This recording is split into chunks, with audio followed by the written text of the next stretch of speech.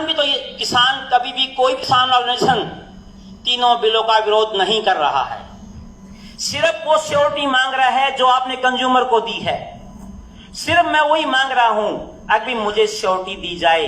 भारत सरकार कह रही है एमएसपी नहीं जाएगा, माननीय प्रधानमंत्री कह रहा है, मुख्यमंत्री कह रहा है, हमें विश्वास करना चाहिए, लेकिन सिक्योरिटी मांग रहा है किसान। भाई मुझे तो सिक्योरिटी दे दो।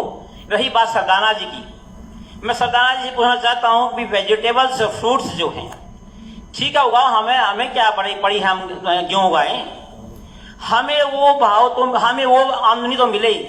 ये सारी दुनिया पैसे की बात समझती है।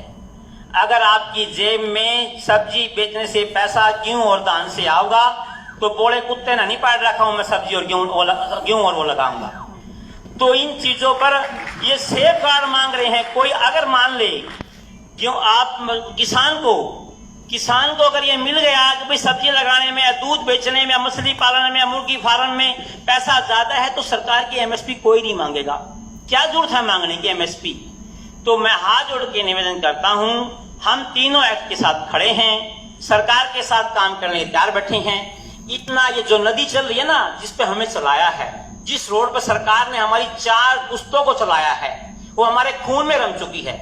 उसके पैरेलल नदी बनाओ आप, नदी को मत रोको, उसके पैरेलल नदी बनाओ आप। मुझे भाव दो, मैं सब्जियों को, मुझे मार्केटिंग के गुण सिखाओ, मैं अपने आप छोड़ दूंगा इन चीजों को। प्लीज इस बात पर ध्यान दीजिए, क्योंकि बड़ी अभी मेरे सरदाना जी की बातों से ही 3 बातें विरोधाभासी हो गई। इनकी बातों से, इनके स्पीच के अंदर ही पहले ये कह रहे हैं अनाज रखने की जगह नहीं है, लास्ट में ये कहते हैं 30 साल के बाद कुछ नहीं रहेगा। मैं ये कहता हूं इसका मतलब वो कंपनियां सोच रही हैं कि 30 साल के बाद कुछ नहीं रहेगा, इन किसानों ने पहले पटा लो, इनसे जमीन छीन लो। तो मतलब मैं तो वो आपकी बात का जवाब दे रहा हूं सर, जो आप कह रहे हो 30 साल के बाद कुछ नहीं रहेगा और लैंड बढ़ेगी नहीं, लैंड घटने लग रही, ठीक है। तो मेरा रिक्वेस्ट है इस बात की ओर ध्यान दिया जाए। क्यों जीरी से किसान अपने आप निकल जाएगा अगर हमें दूसरी फसलों के अंदर ज्यादा मुनाफा दिखेगा। आज हॉर्टिकल्चर प्रदेश में 7% के आसपास है, 7.5 होगी, मेरा आंकड़ा बढ़ रहा है। आप कह रहे हैं 2023 तक 30% ले जाएंगे, 60% ले जाएंगे।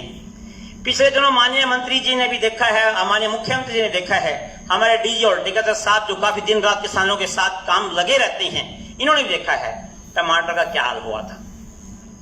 अगर हॉर्टिकल्चर क्रॉप इस तरह से बढ़ेगी तो उसको खपाने के लिए भी जगह चाहिए, उसकी कंजप्शन भी चाहिए। और पुनीत जी से मैं सहमत हूं, कोई भी व्यापारी मुनाफे के लिए काम करता है, किसान की तरह चैरिटी के लिए काम नहीं करता, देश के लिए काम नहीं करता।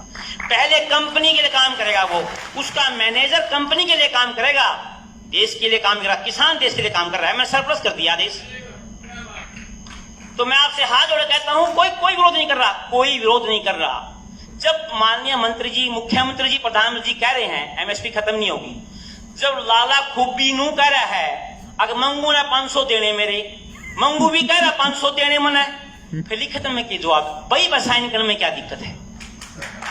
जब दोनों पार्टी मान रही है कि हमने 500 देने, किसान भी कह रहा 500 देने मन है, लाला भी कह रहा 500 लेने, फिर जब लेन देन पर दोनों सहमत हैं, इसको मूछ की लड़ाई न बना जाए।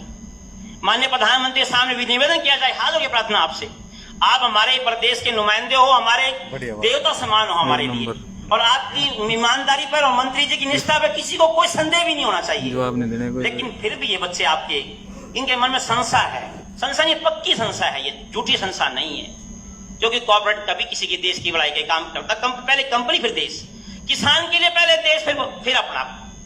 धन्यवाद जी।